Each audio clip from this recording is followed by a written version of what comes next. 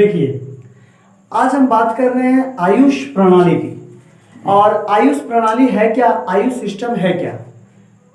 तो आयुष जो प्रणाली है ये हमारे आयुष मंत्रालय द्वारा शुरू किया गया था। और इसमें होता क्या है, सबसे पहले आप जब देखिएगा तो आयुष का जो इंग्लिश अल्फाबेट्स है AYUSH, that means A for Ayurveda, Y for yoga, U for यूनानी दैट मीन्स मिस्र, S फॉर सिद्धा और H फॉर होम्योपैथिक। हमारा जो आज दवाई जो मेडिसिन चल रहा है, एलोपैथिक जो दवाई चल रहा है, उसके बदले में लोग ज्यादा बीमार हो रहे हैं, उसके बदले में इसलिए ये आयुष प्रणाली को इंट्रोड्यूस किया गया, ये लाया गया। इसमें होता क्या है, तो इसमें ये कहा गया कि हम अपने वेदों की ओर लौटेंगे, अर्थात आयुर्वेद की ओर लौटेंगे।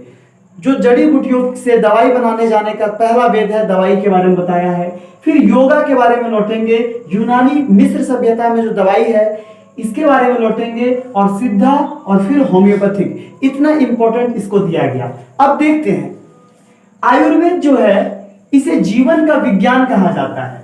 क्यों? क्योंकि आयुर्वेद में जीवन के बारे में बतलाया गया है। हर तरह के इसमें दवाई, हर तरह के दवाई, हर तरह के बीमारी के दवाई के बारे में बतलाया गया है। ये स्वास्थ्य से जुड़ी संबंधी के बारे में बताया गया। आयुर्वेद जो है इसमें जड़ी बूटियों से दवाई किस प्रकार बनाया जाएगा ये बताया गया है। स्वस्थ रहने के लिए स्वस्थ की परिभाषा दी गई है, धर्म अर्थ काम मोक्ष। धर्म अर्थ काम और मोक्ष होने से ये स्वस्थ को माना गया है। और आयुर्वेद जो है ये अथर्ववेद का एक प्रमुख भाग है। आप इतिहास में देखे होंगे कि वेद टोटल 4 होते हैं। कौन कौन? ऋग्वेद, यजुर्वेद, सामवेद और अथर्ववेद। सबसे अंतिम में अथर्ववेद लिखा गया, और यह अथर्ववेद अथर्वा ऋषि के द्वारा लिखा गया था। आप ये भी जानते हैं कि जितने तरह के मैजिक्स है, काला जादू, डायन, भूत, सबका चर्चा इस अथर्ववेद में किया गया है।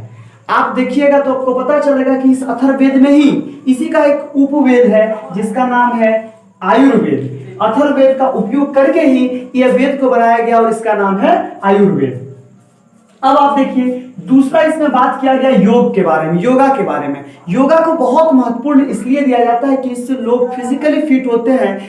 नॉर्मली इससे लोग सही हो पाते हैं और फिजिकली फिट रहते हैं। जैसे आप देखिएगा, योगा का अभ्यास निरंतर करने वाले लोगों के शरीर, मानसिक तनाव उनमें कम होता है या ना के बराबर होता है। साथ में वे आम लोगों की तुलना में ज्यादा फिट होते हैं, प्रबल होते हैं, और उनका शरीर भी स्वस्थ होता है। इसलिए विश्व योग दिवस मनाया जाता है 21 जून को।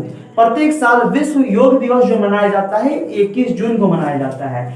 अब यू फॉर होता है यूनानी, दैट मीन्स मिस्र। ये है क्या?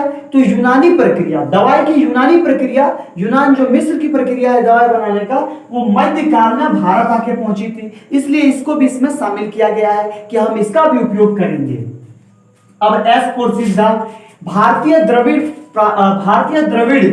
पद्धति की प्राचीन शैली है। जो सिद्धा है यह भारतीय द्रविड़ पद्धति की प्राचीन शैली है, और इसमें 118 लोगों ने सिद्धि की प्राप्ति की थी।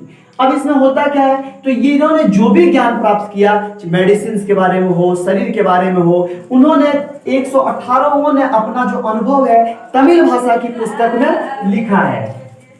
H फोर होता है होम्योपैथिक। होम्योपैथिक जो दवाई है, आप जानते हैं कि कोई भी चीज का सॉल्यूशन 2 तरह से कर सकते हैं कोई भी बीमारी का। एक होता है एलोपैथिक, दूसरा होता है होम्योपैथिक। एलोपैथिक और होम्योपैथिक में क्या अंतर है? एलोपैथिक जो होता है ये तुरंत अपना काम दिखाता है, ये तुरंत अपना प्रभाव दिखाता है, बट होम्योपैथिक के साथ ऐसा नहीं है।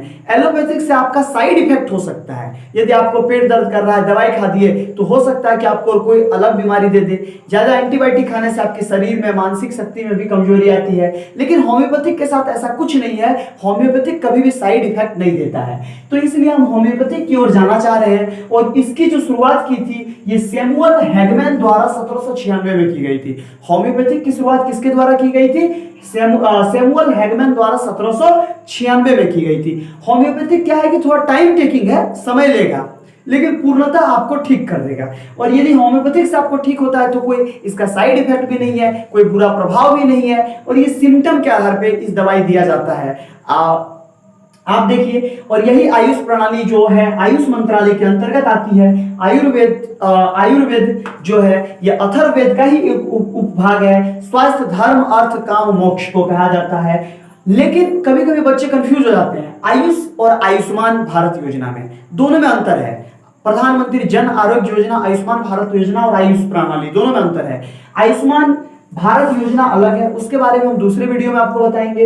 लेकिन अभी इतना जान लीजिए कि आयुष्मान भारत योजना की शुरुआत 1 अप्रैल 2018 को हमारे देश के प्रधानमंत्री नरेंद्र मोदी द्वारा की गई थी। और इसे इसलिए भारत के लिए अच्छा माना जाता है क्योंकि जन आरोग्य योजना है। ये जो गरीब लोग हैं या जो भी बीमारी है उससे पीड़ित लोग हैं उनके लिए इस योजना की शुरुआत की गई थी। तो ये था आपका आयुष योजना।